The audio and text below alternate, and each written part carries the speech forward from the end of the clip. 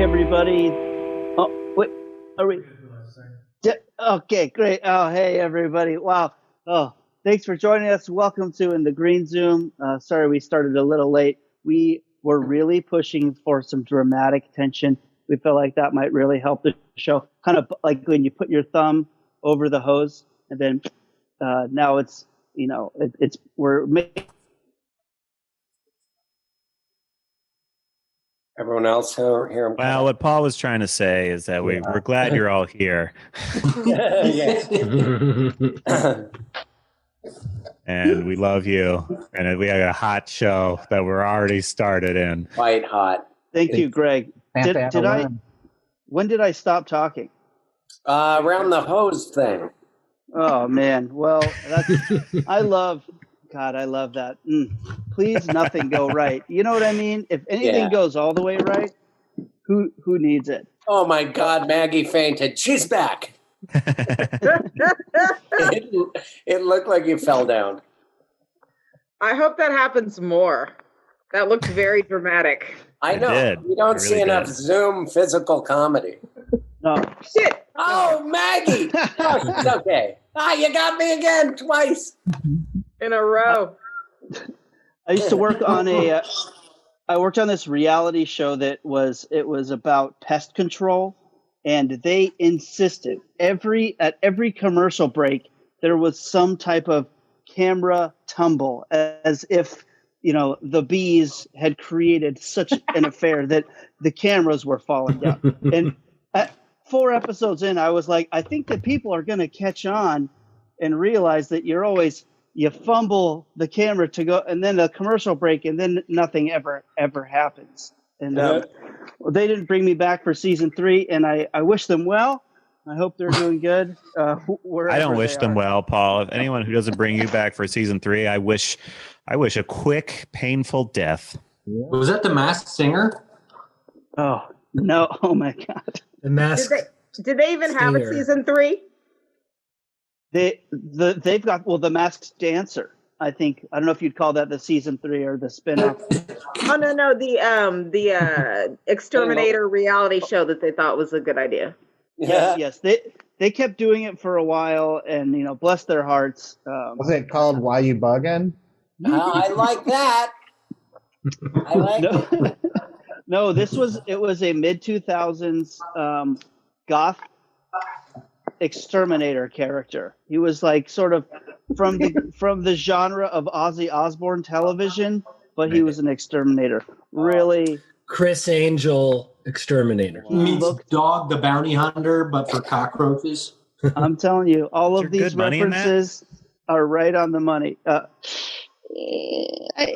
Snyder, like if Dee Snyder loved killing bugs for like a side gig. Well, here's what I'll say to their credit is what they've branded the shit out of their extermination company. Rock and roll movers don't really prove it. This guy, he shows up with spiked hair and a mullet and studs, and you're like, this guy's badass. These bugs are If a dude like that showed up to my house, I'd be like, this guy looked like he can kill some critters. Yeah. You're like, this guy knows what a mud bug is, and he's going to make sure it doesn't come back into my house. That's like, that inspires confidence for me. It's a good segment for you, Maggie, where you can say critters and mud bug, and I can just be like, I love the sound of her voice. Texas as fuck. That's that segment. What's my favorite pie? A Frito pie. Come on, Mama. What goes into a Frito pie? Chili chips. The best things. Then chili. And then you can get fancy with it. Put cheese on top. Put like sour cream. But isn't it like where you cut the bag and you leave it in the bag and you dump it inside the bag? You can just open the bag. You don't have to cut it. Oh, I don't know. They do that at like football games for convenience. At your like you're making Frito pie at your house, you're not going to cut the top and then just like. Yeah, I don't know. I was raised shake it out for your family. I was raised in a proper home. I don't know about these things. Wow. We just thought we just used the little miniature single size Frito bags. Yeah, like at a football game. My manservant always cut my Frito bag open for us before feeding us our Frito would pie. just have a big family trough. Line up, Mom would say. What about hickory stick pie? Are there variations of this type of snack pie? Savory snack pie. I don't know Let's what go hickory with it. stick is. Or is Funyun cake? Have you ever had Funyun cake? No, this is exactly what I want to know about. Hickory sticks are amazing. It must be something up in my way. Must be Canadian. What are they? Are they like a beef jerky?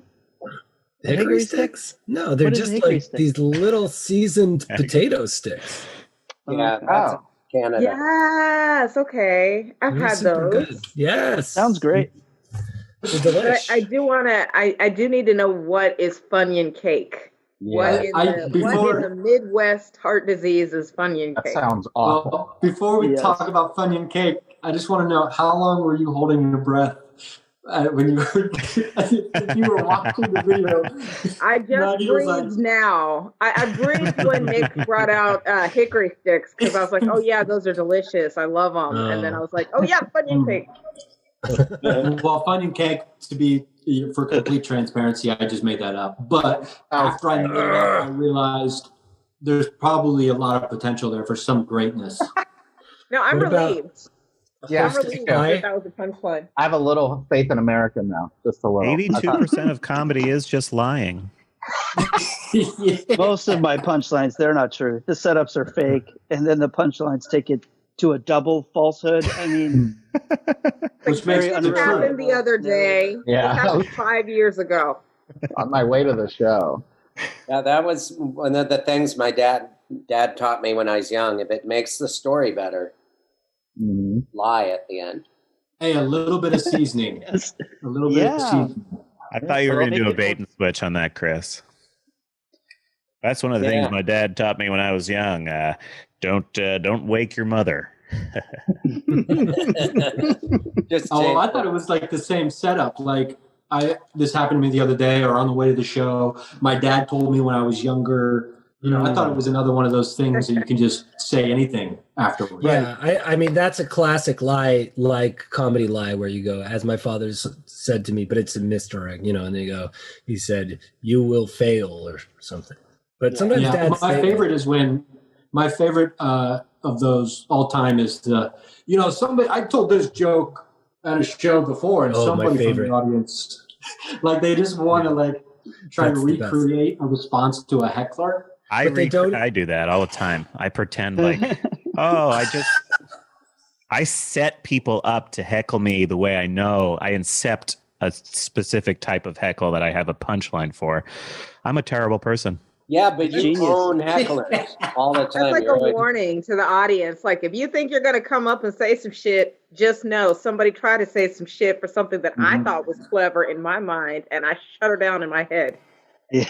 But it's also like a way to just cram in a tag right to the joke. Oh, it's a total tag cram. That's a tag cram. Classic tag cram. That came out in the this is real insider stuff. This is in the green Zoom. Like if we were all backstage at did in '85 I did a tag cram with something my dad always said. I'm kidding. My dad never talked to me. I lie so much on stage. I don't even think about it. I give it no concern at all. I don't feel like it's my responsibility to tell the truth. And I feel the same edit. way. See, we're of the you and Ryan are the only two similar people. We're also similar. Ryan doesn't have the monopoly on that.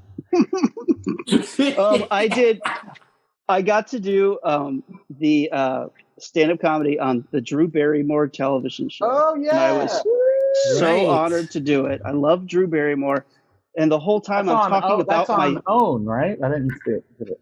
I don't. My clip's on YouTube. I don't know if it made it onto the network, but the clip's available on YouTube. Of course it did. I felt good about it. I was like, oh, that was really funny. And then I realized I was referring to my sister the whole time. And I was just like, she's going to take this personally. Why did I never think about that? These jokes never exist with her in the room. Oh, no. Oh, God. Yeah. So I had to call her. And I was like, look, I don't even know if I have to apologize for this, but I feel bad. You might feel bad. And then I would feel terrible. And I was like, they're all lies. I'm lying. It was awful. It was awful. And I still think she's going to feel bad when she sees it. I had a joke that was like a molestation joke where I was like, welcome back from the army, Uncle Larry, thinking I made up a fake uncle name. And then I realized I have not one but 2 Uncle Larrys. One of them died, but the other one was alive and well. So if you ever saw it, to me it was just a name that I kept using, not realizing I wasn't thinking about Uncle Larry. Hey, Uncle Larry, if you're listening right now, it was never you. Well, and there was also that road dog comic in the Midwest who would play Chicago all the time, Uncle Lair. Uncle Larry Reed. Larry Reed. I love Uncle Lair. Yeah.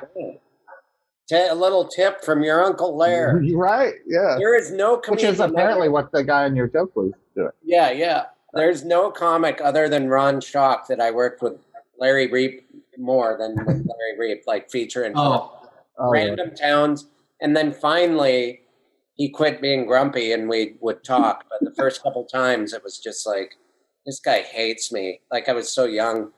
Oh, yeah. He was very intimidating in that, like, bitter lifer vibe. Yeah. Just like, man, do you even enjoy this anymore? I was thinking about him the other day, him and, like, Bob Zaney and guys like that. Like, what are they? I hope they have, like, podcasts or something. Yeah, if you know, shout them out. Let's plug their podcast.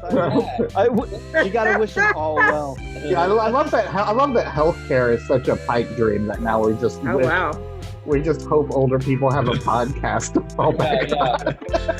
Does Jimmy Tingle have a podcast? To see the full episode, support the show at patreon.com/InTheGreenZoom.